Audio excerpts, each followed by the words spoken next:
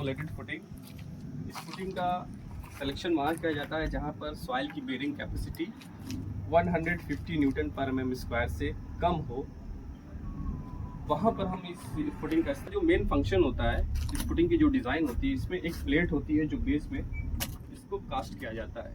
इसकी जो विड्थ होती है डिज़ाइन के according 8 inch, 9 inch, 10 inch, 12 inch के करीब में हो सकती है, 300 mm एंड 230 mm।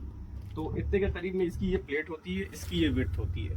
तो सबसे पहले हम इस प्लेट की कास्टिंग करते हैं। इस प्लेट की कास्टिंग करने के बाद एक ट्रेपोजेडियल स्ट्रक्चर का हम इस पर एक कास्टिंग करते हैं। ट्रेपोजेडियल शेप की हम इस पर कास्टिंग करते हैं और ये इसका कॉलर होता है। इस कॉलर से इस कॉर्नर तक हम करते हैं, एक एंगल मिलाते हैं और ये पूरा शेप एक ट्रेपोजाइडल शेप बन जाता है। अब होता क्या है कि जब इसके ऊपर लोड आता है, इस कॉलम के ऊपर जब ऊपर से लोड आता है तो ये कॉलम क्या करता है, ये कॉलम जमीन के ऊपर प्रेशर लगाता है।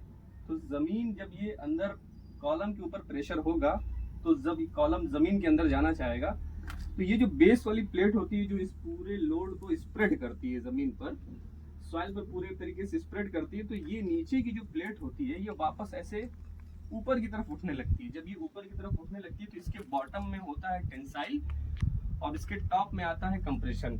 इसीलिए हम इस फुटिंग के बॉटम में इसमें हम डालते हैं मेश, जो उसमें सरिये का जो परसेंटेज होता है वो बॉटम में होता है, क्योंकि इसमें टेंसाइल फोर्स जो होता है वो बॉटम में आता है। अब सवाल ये है कि इसका टेपर्ड ये जो कास्टिंग की गई है इसका क्या रीजन है। होता ये है कि जब इसके ऊपर लोड पड़ता है और ये नीचे से प्लेट ऊपर की तरफ उठना चाहती है तो पंचिंग, एक तरीके का पंचिंग शेयर जो स्ट्रेस होता है वो इसके अंदर डेवलप ना हो, तो वो क्या करता है, इस प्लेट को ऐसे मोड़ने से या ऐसे जो फोर्स इसको स्ट्रेस की वजह से इसका शेप ऐसे होने से इसको रोकता है, वापस इसको रेजिस्ट करता है, तो इसकी स्टेबिलिटी बनी होती है।